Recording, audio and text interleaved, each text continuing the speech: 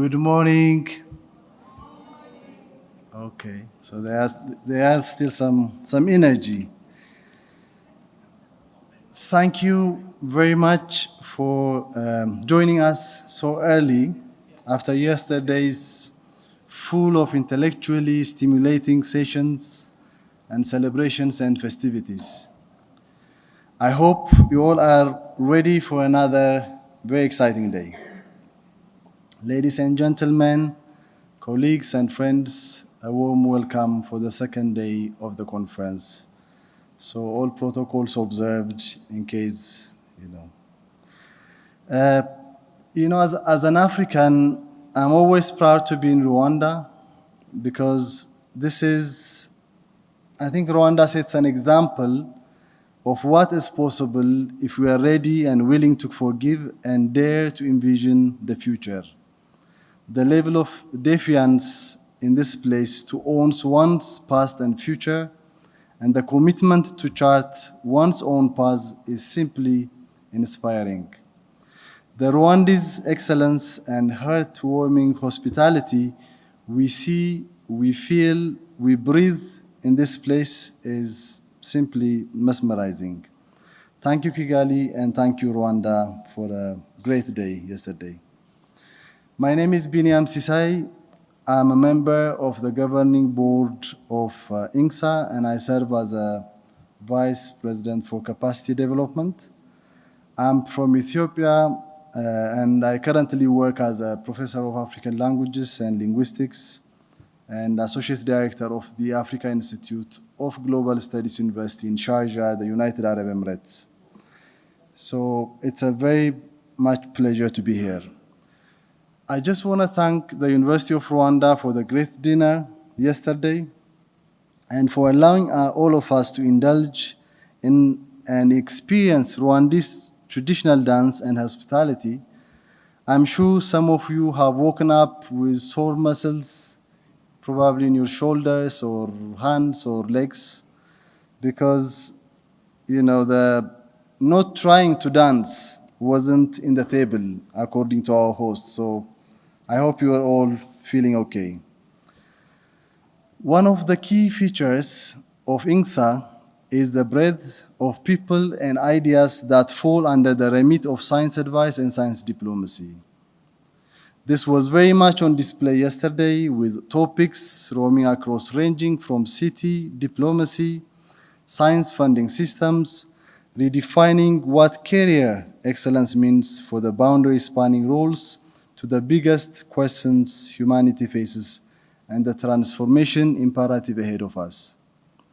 Yesterday's plenary sessions was graced by the Honorable Prime Minister of Rwanda and the Honorable Minister of Education, and their presence and messages say a lot as they are a testimony to the values given by the government of Rwanda to the use of science for policy uptake and their commitment for the practice to take root in the country. In the morning, we had two informative and insightful plenary sessions ably facilitated by Christian. The first one, in general, dealt with the success stories, the challenges and plans of INGSA chapters and divisions. And the second one hosted Professor Morenzi and Adeline to talk about novel ways of sharing evidence and the importance of making science advice human-centered. What you see on screen is prepared by Indigo, a PhD candidate from Australia. She kindly shared with us this beautiful pictorial and text summary of points raised at the plenary yesterday. Thank you very much, Indigo. I hope you are here. Are you here? Thank you very much. So many great points have been raised, and we have been provided with so much food for thought. Yet here are my three takeaway points from the plenary session that are worth reiterating as they may require discussions in the coming months and years ahead. As we celebrate the 10th anniversary of INGSA, it's worth highlighting INGSA's growth into one of the largest global networks of policymakers, academics, thought leaders, students, and practitioners working on the intersection of knowledge, society, and policy in just a decade. It was great to see how the different chapters and divisions are making headways and their plans and challenges going forward. So balancing global perspectives with local relevance poses an inherent challenge given the organization's rapid expansion, broad global mandate, and commitment to local impact. So one of my takeaway points is how are we going to deal with this multi-layer and complex ways of organizing INGSA, but also how to be able to handle the overlaps and the complexity that comes with it. So even if INGSA began its expansion with regional chapters and continental representations, it's clear that it shouldn't be the only way we organize our reach. This is because it's highly likely that geographic and area-based organizations have the potential to lead to a closed continental thinking and a confined understanding of issues and engagements. For me, it is bold and necessary move for INGSA to allow other layers of organizations in line of linguistic and cultural divisions like the Francophony division and thematic wings like the legislative chapter or country-specific hubs that have plans to go regional like the Rwanda's knowledge and training hub. This is the right way to go as it allows us to take the bull by the horns and impress the complexity and messiness that we may feel tempted to put aside or delay for all practical reasons. So, however, the question is, it requires setting up a system that is flexible, inclusive, transparent enough to accommodate these complexities. How this system will be built in such a way that it embraces complexity and encourages complementarity is something I think we all have to work on it collectively as INGSA grows. My second point has got to do with the way INGSA once again developed. I think INGSA has a special place among probably many institutions that it has a gaze of the globe from the periphery. The point I wanted to highlight is something very powerful that INGSA did at an early stage, but in my view, that didn't get discussed enough, what it means conceptually and theoretically. Why is the first chapter of INGSA in Africa? Why is it followed by Asia and Latin America? Why is it only recently that Europe and North America are considering launching regional chapters? How did it happen and why? What can we learn from it? These are, I think, important questions to ask. I'm saying this because there is something unique and unusual about the approach. It's clear that Global South is the focus, and that is where the seeds were sown, have grown, flourished, and then projected back again to the global north. This is a complete shift in terms of beginning from the periphery, and it requires a change of gaze. There is something very useful in this approach, and I hope it will be discussed in the coming sessions, in the coming conferences. I'm not sure, but I don't know if INGSA has been what it is today if it wasn't for that approach. So I just want to say kudos to the founders of INGSA, INGSA Africa chapter, and all the openness and the unique and truly global approach that they have adopted. My final point has got to do with the importance of making science advice human-centered. Sometimes there is too much focus on being that, we're trying to create a link between science and policy, but it's, I think, very important. The second plenary session reminded us it is very important to keep that the human at the center of it. There was a crucial and important point that was made on centering the question of the human at any endeavor, including science advice, both as path and goal. The discussions we heard about the power of stories and storytelling should encourage us to think continuously about new and novel and relevant ways of communicating and sharing evidence that take into account human experience, culture, context at the center.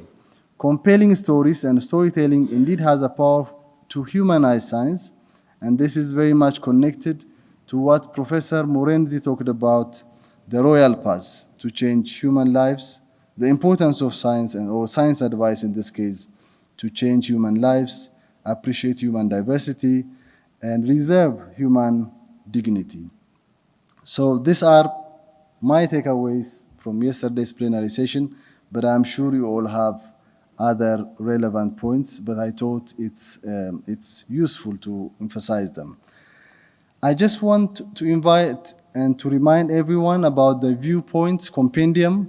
When you have a few minutes, please check it out because there are all the abstracts of the discussions to come, the ones that happened yesterday. And I also wanted to mention that the second edition of the compendium will be published soon after the conference. So we just want you to send, those of you who haven't sent your essays, please send your essays so that you will have it in the second edition of the compendium. So having said this, I have the great pleasure of being able to introduce our plenary speaker this morning, Sir Jeremy Farrar. He is someone who very early on saw the potential of building a global community of practice dedicated to enhancing the interaction between science in the broadest sense and public policy making on shared challenges.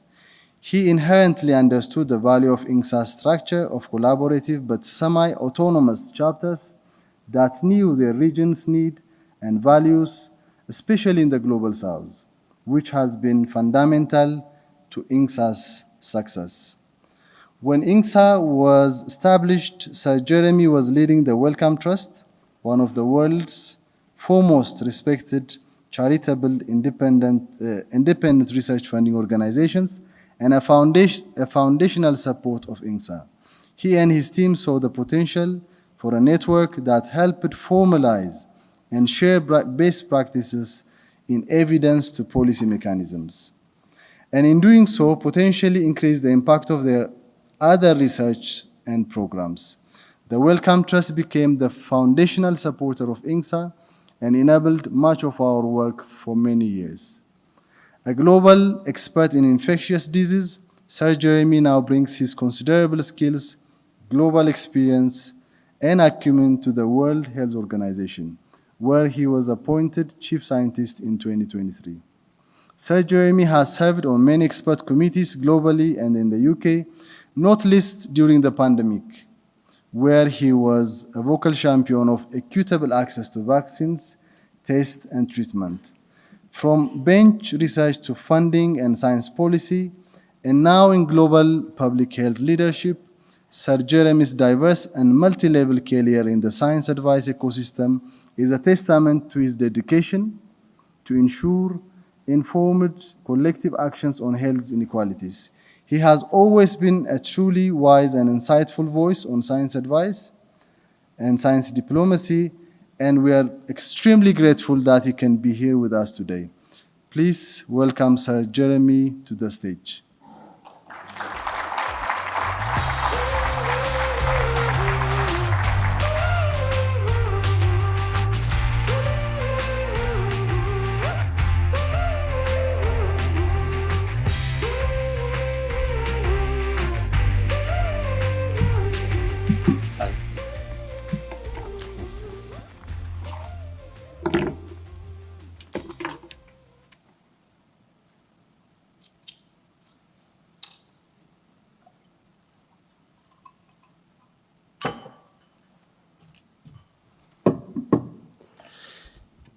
Thanks very much indeed. It must have been my mother that wrote that introduction. So thanks very much indeed. And And sorry for the photo from the last century. I'm not even sure that was me, but a huge pleasure to be here. And science has made great progress. Unfortunately, it hasn't made great progress in jet lag, so I missed last night's celebration. But fear not, it is on YouTube by 6:30 this morning, Peter. So you are there in your dancing shoes, so everybody in the world can see. It has been fantastic. I've been back and forth here to Rwanda, and thank all of our hosts here, because it is always a pleasure to visit. We always, when we leave, think we wish we'd stayed longer, but we watch with admiration everything that has been happening in this country. And yesterday was a feature of that. It is not every INGA conference, it's not every conference that has the Prime Minister and Senior Minister attending. And I'll go back to that, because where science, in its very broadest sense, whenever I say the word science, I mean it in its broadest sense, from economics to social science to biomedical to climate to energy, everything. It's not every session that has that level of political support. And although in the world we live in at the moment, political supports in some parts of the world can be a challenge, nevertheless, try and achieve things with no political support and you'll get not very far. So it was a huge pleasure to listen to all of yesterday. Apologies, it was a series of fantastic sessions. Some of the additional to what was just said, which I would pick out, there was, and no criticism of anybody in the audience now, of course, but there was a refreshing absence of ties. I thought amongst the men there was an absolute refreshing absence of ties, which tells you a lot about the informality of the network. Remarkably, there was also a wonderfully refreshing absence of PowerPoint. And remarkable keeping to time, which, looking at some people in the audience, was remarkable to achieve. And the panels, and having now been 10 months at WHO, and assuming this is not being recorded, not yet quite institutionalized, it was very refreshing to listen to panels where the moderator had the courage to ask questions that weren't pre-cooked, and therefore panel members had to answer honestly what they said. That's a rarity in global affairs, where people tend to read out statements that seem sometimes divorced from reality. But when you're forced to respond spontaneously, actually you can get at the person, which is so critical in understanding where organizations and institutions go. And of course the music and the dance, apparently, from last night was fantastic as well. So thank you all. It is remarkable to think that the INGSA network is 10 years old.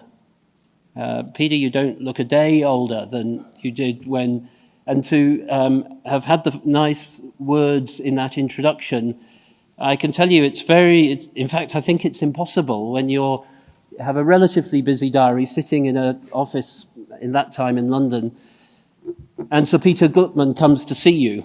Your heart sinks before he comes into the room, because you know what's coming, which is a fairly one-way traffic with a brilliant idea and a forcefulness and an energy about it that's impossible to refuse. So the easiest thing is actually just to write a check, because that hopes you get to the end of the conversation.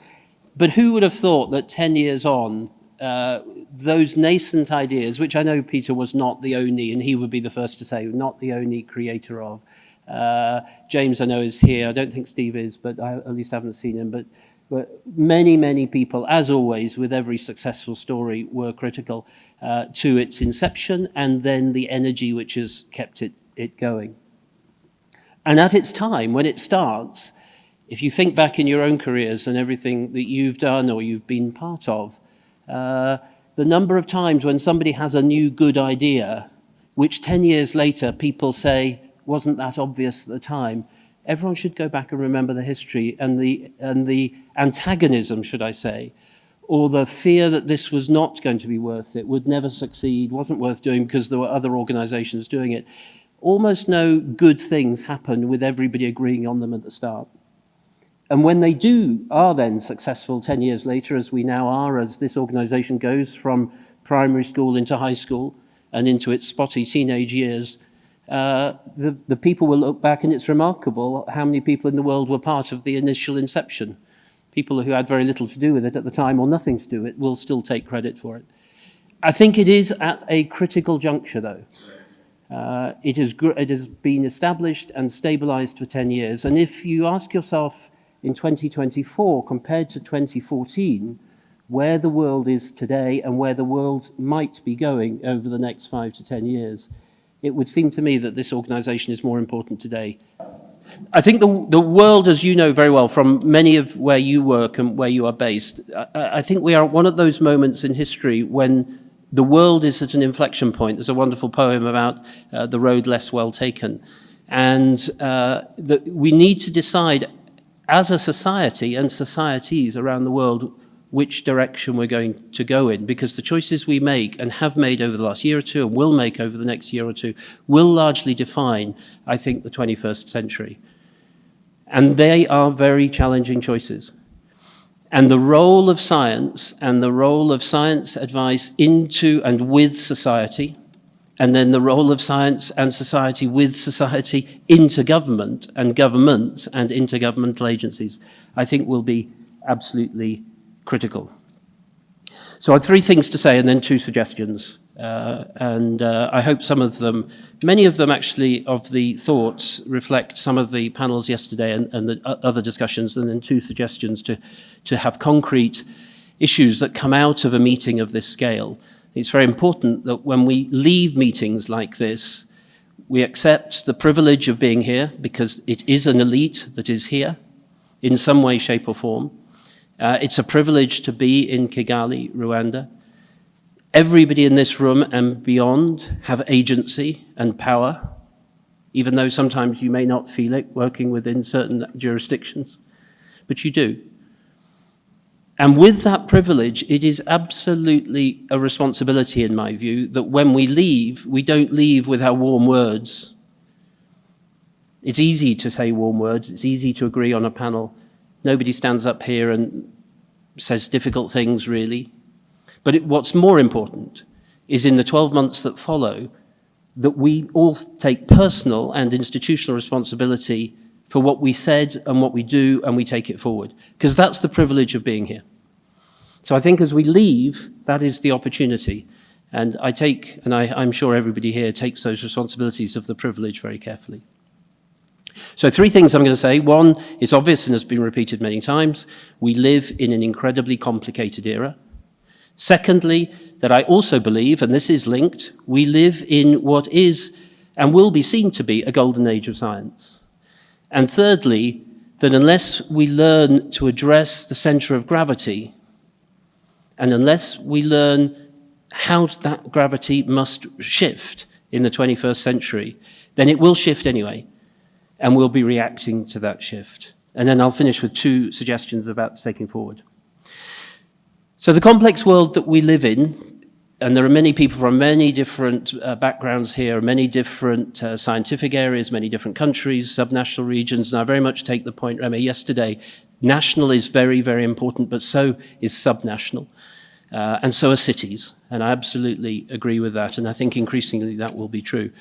But the world itself is in one of the, certainly in my life, and I was old enough, despite that photograph, to have lived through the Cold War and many other challenges at the time. I spent 20 years between 1995 and 2013 living in Vietnam, and of course the memories of the Vietnam War were still very tough on everybody there, and yet a remarkable country. So, but even given with all of that, I think we are living in one of the most challenging periods, certainly of my life and probably most people's lives here. And whichever aspect you see of that, and there'll be different, we could argue what the most important things of that complex world are, but I might, because of my own background, we've just come out of COVID and pandemics obviously would be one of those. Climate, I think a hugely underestimated feature is demographic shifts that are going on around the world, which will have profound implications for all aspects of our life. Inequality is growing, not getting less, despite many, many efforts over years. Energy, jobs, opportunity, food security, water gets neglected, I think, often. And of course, on many continents at the moment, we have conflict, which seems almost unthinkable if you go back 5 or 10 years. There are also intergenerational issues. My generation, with parents who were part of the Second World War, so that's my generation, certainly in the country, although I wasn't brought up in the UK at that time, free education, free university, all of that now is challenging to the next generation who did not have the opportunities that I had growing up. And then generally across within societies and between societies, and you can see this if any of you have followed it, in the pandemic treaty, accord or instrument that's currently being debated, between countries, enormous mistrust. Accentuated, amplified and justified through the COVID pandemic with the inequality, despite the promises that were well documented. There is also, and this is where I think populist politicians in many continents around the world are working very hard, it is to systematically undermine institutions. To systematically undermine individuals within those institutions, and then systematically undermine the institutions themselves, using a playbook of disruption, using a playbook of chaos, using a playbook that no institution, and indeed the individuals within it, can be trusted or should be trusted, and actually do not have people's best interests at heart. How we address that, I think, is a real challenge. And I don't think on the political spectrum, whether it's left or right or centre, actually we have worked out how to challenge that. And that is something we need to understand if we're going to address the challenges they bring. In addition, though, and perhaps in a way more optimistically, all of the things I've mentioned, from pandemics, as we've shown over the last 3 or 4 years, to energy use, to conflict, to inflation, to debt, these are now affecting not just one part of the world, but all parts of the world. The demographic shifts, the continued scourge of infectious diseases in my area, or a rise of non-communicable diseases, are as important in every capital city, in every country of the world. That brings a degree of convergence, which, if you were an optimist, might say we therefore have a shared destiny. And if you have a shared destiny, you're probably better to work together than work apart. I think that convergence of interest is an opportunity for us to push the boundaries of what might be possible and address the issue of mistrust. Politically, I think, and this is the first time I've ever worked within a civil service, now an international civil service, but I did work during the COVID crisis with some colleagues here on the SAGE Advisory Group in the UK, and I've seen this in many other countries as well. There is a challenge at the moment politically between short-term expediency of a political cycle and the long-term trends that I've described. And many political systems in many countries, independent of the political system that they're operating, are struggling with how to deal with this afternoon's newspapers and challenges, whilst knowing that they need to put in place long-term changes to address the long-term trends. How we address those, and we have the ability to not just react like a guinea pig in a wheel, if that translates, running all the time to react to today's headlines, whilst thinking about these long-term trends which require much more systemic approaches. And in the political arena we live in currently, there is much stronger incentive to deal with the short term than there is to deal with the long term, the benefits of which may well be seen by your successor. So the complex world we live in might give you the sense that there's no point doing anything. It is the moment of maximum opportunity. Because science has a role, and again, every time I use the word science, I mean science in its very, very, very broadest sense. And I'll come back to that, because I think one of the dangers of science is the siloization of science into different ologies and the inability to work at interfaces. But the overarching science of the broad scientific agenda has a way of helping answer all of the questions, I think, that we face. Science is making enormous progress. We saw during the COVID pandemic, and it's on top of everybody's mind, the development of COVID vaccines, which were truly remarkable. But we should not forget that those COVID vaccines were never invented in a year. They were invented 20 to 30 years ago. Indeed, the Nobel Prize that was given for their development was because of investment back in the 1980s, so almost over 40 years ago. And that's a very important lesson to remember, because science doesn't happen when you want it on a Tuesday morning. if you do not invest in science over many, many decades in things that you think may have no relevance or any future, and somebody made this point yesterday, then you won't have the scientific breakthroughs when you want and you may come to need them. But science is going on at a phenomenal pace. Historically, that has mostly happened in the public sector. Increasingly, that's happening in the private sector as well. And in the private sector, it's happening in non-public companies. That means that some of it is not visible or transparent to the whole of the world. And that's an issue. Also, what it means is we tend to have things which suddenly pop into the public consciousness, and we haven't really prepared for them. And so anticipating what trends are coming in science becomes absolutely crucial. And it's great to see here the GESDA group that I was part of on the board for many years, looking to try and anticipate what science is coming rather than reacting to it. Because if we have to react to it, we will often prevent the innovation that lies behind it because we'll be frightened, or it'll have gone so far along its track already that it's impossible to put the genie back in the bottle. And as we, again, are all working in all our organizations, running every morning, every afternoon, every hour, we somehow have to find the capacity to stand back and ask ourselves where we're going and anticipate the future rather than reacting to it. Because if we don't try and anticipate the future, I worry that the advances in science that are going at tremendous speed at the moment will either lose the support of society, they will lose the support of the diplomatic and political class because they won't understand it. And I do fear there's a divergence that is going on between our political class and our scientists, leading to the inability to anticipate, to regulate, and to promote science, and yet not kill it, but do so to the benefits of all. And if we can't anticipate that science that's coming, then I do also have a concern that we will increase inequality rather than reduce it. And if we increase inequality from where we are today, then most of the world's problems that I described at the start will only get worse. So I think the ability to anticipate science and the ability to stop and reflect and horizon scan, I think is one of the critical functions that this group can also play an increasing role. And then the last of my 3 points, perhaps the most important of all, but which build off the last, and that is the center of gravity. I do think, and Charlotte Watts mentioned this, we need a rethinking of where development works and where the flow of power and the power imbalances.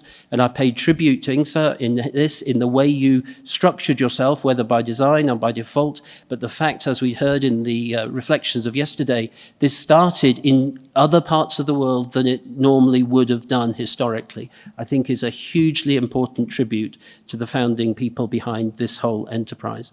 I think we need some of that thinking when we come now to think of the scientific center of gravity. And I might argue that the bars to entry for science are perhaps a little lower today than they have been for many decades. Big machines, big institutes with very expensive kit are still a part of science, but they're only a part of science. And because of the internet and the ability, and AI will also transform this, the barriers to entry may be at one of their lowest points now. That's an opportunity. That's an opportunity for the democratization of science and an opportunity for shifting the center of gravity. And the country we're in is demonstrating that enormously as it's choosing areas to work on where it believes it has a competitive advantage, not for this afternoon and tomorrow morning, but for 10 years, and as we heard yesterday, for a plan that it would be high income by 2050. I think that sense of long-term and sustained support for scientific endeavor, and critically the people within it, is crucial if we're going to shift the center of gravity and move from a set of power imbalances scientifically and funding, as we heard yesterday. And I think INGSA has absolutely set that as its spirit from the start and very strongly encouraged that to continue. The two suggestions I'm going to make are attempt to say at the 10-year mark, how do you go forward? And not being a part of it gives me the privilege of being able to say what I want, because you can ignore it all, and usually do. The first bit is, and these are both linked to work that we initiated just at the end of last year in my new role at WHO. The first one is very complementary, I think, to the whole discussion here. And that is and the suggestion here is doing this somehow together. Because I think we might be stronger together than apart. And I think by being together, the perennial problem of how does one get funding for networks like this, we may seek to address. I don't have a checkbook now, as you know, at WHO. The checks bounce. But there may be opportunities to come together, and coming together might be stronger whilst retaining the spirit of the diverse approach. The first part of this sprint that we called it in the science team at WHO is to systematically look about how countries allocate their domestic resources to support their scientific ecosystem. I've worked 20 years in Vietnam, I've worked for a funding agency, the Wellcome Trust, and I'm now at WHO, so I've seen it from certain parts of, and there's no doubt in my mind that international funding is absolutely crucial and we should encourage it. But perhaps the strongest lesson I learned in the 18 years in Vietnam is domestic structures are what make the difference. And how can we look, not to say there is a model for how science is supported at domestic level, but what are the options for supporting the scientific ecosystem over time with whatever domestic resources there are available, not at the exclusion of international support, but in order to leverage and maximize the opportunity for that support. There are all sorts of questions that I think are unanswered. Do you support teams or people? Do you take what I call a Swiss model and set up institutes that you support at a higher level? Do you fund through your universities? If you do send people to other countries, how do you encourage them to come back? Your scientists, do they trust the system? If they put in an application for a national funder, do they trust it'll be reviewed on the quality of it, or will it be reviewed dependent on who is the peer reviewer? Do you set up grand challenges, or are grand challenges shiny things which appeal to some people but which leave nothing behind afterwards? How can you ensure transparency in the process so that not just the scientific community, but the public also trust that scientific endeavour? Where does the scientific endeavour in government report? The Prime Minister yesterday and the Minister here shows you how important this country places. In Singapore, I was part of, as some others here were, a scientific advisory board reporting every year to the Prime Minister. Where something reports in an organisation is critically important to how it's seen within that organisation. Do you fund short-termism that addresses the problems inherent today and tomorrow in a country? There's an absolute prevailing need to do that, but how do you also ensure long-term support for something that will change your country and the world in 10 or 20 years' time? How can we ensure that science engages societies, not as an afterthought in communication, but as a direct consequence? Because if you read the Edelman Index every year that comes out in January, local knowledge and local people is what drives trust, not international news so much more often than it used to be in the past. What's the role of academies within the scientific ecosystem? And how does society hold what is being done to account? And then how does your economic ministry stimulate, leverage, and encourage the private sector to invest in your scientific endeavour? These are all questions which in different ways, different countries have addressed. I don't think it's fair to say that any single country has got the right answer, because there is no right answer. But I think to come together with the organisations here, and I would hope that WHO would be a willing partner in this, to ask the question of what are the models that scientific endeavour can be used around the world in order to achieve the maximum impact. And then lastly, and again at the sweet spot of INGSA, is the question of how do you structure your scientific advice into government, and a systematic look at that across all governments. Is it political? Is it apolitical? Is it arm's length? Is it independent scientists that become part of government for short periods of time, but stay with a foot in their scientific endeavour? Are they time limited, or are they career positions? Where do they report within government? How do they retain their independence, or is independence not important? And how do they speak to the public to ensure that whilst there is huge mistrust in politicians in many parts of the world, there does remain, and something we should hold very dear, trust in society amongst many in the scientific community at a higher level than others. How do we ensure that is maintained? I think the best way of making sure that's maintained is that scientists are allowed, even when they're in government, to speak freely and transparently to society, not to counter the government view, but actually to be a part, at least the face of scientific advice within government. So I'll finish there. 3 ideas: complex world, the golden age of science with a critical role to play and to ensure equity in everything that we do, shifting the center of gravity through domestic resources and the support for science at a country level, leveraging international funding, and then 2 suggestions about working with you on how governments, national, subnational, structure and support their scientific ecosystems, broadly defined, and then lastly, how they support and address their scientific advice into government, not in a crisis, but every Monday, every Tuesday, and every Wednesday, which is ultimately the only way I think scientific advice can work. I'll finish there. Thank you.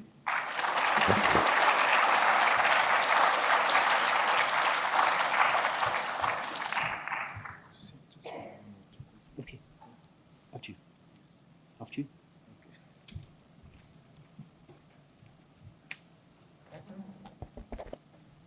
Thank you so much.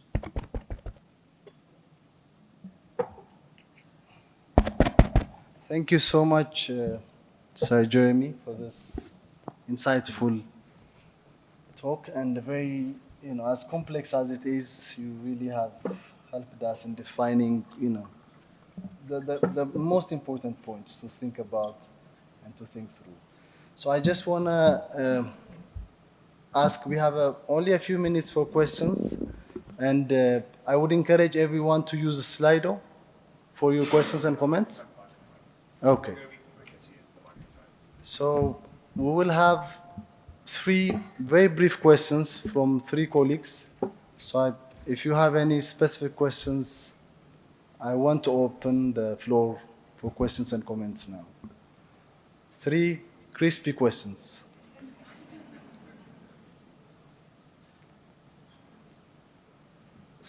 Okay, Peter, 1,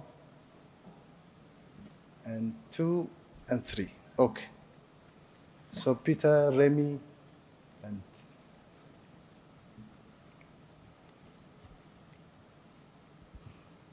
Jeremy, thanks for a really remarkable presentation and talk and the support you've given us over the years.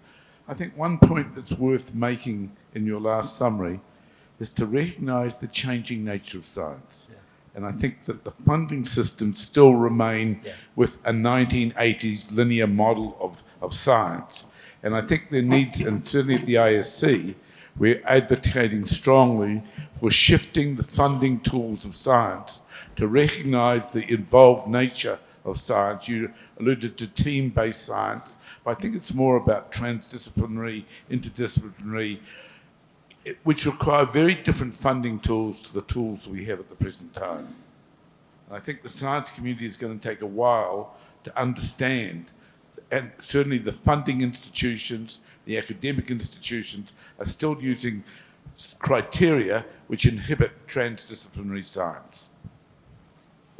thank you, Peter. Remy? Yeah, thank you very much, Jeremy. Sorry we did not have the time thus far to get in touch, talk with you. Yesterday was a bit of a busy day for many of us. Really enjoyed your lecture and some of the comment. And here maybe I will give a bit more work to some of the colleagues, but I think one of the suggestions you have, really in terms of working with you, working with other organizations, the chapter of INGSA can be very helpful there. We are connected, the African chapter at the level of the continent, the same thing for Latin America and the Caribbean, the same thing for Asia, and now we're building other in the north.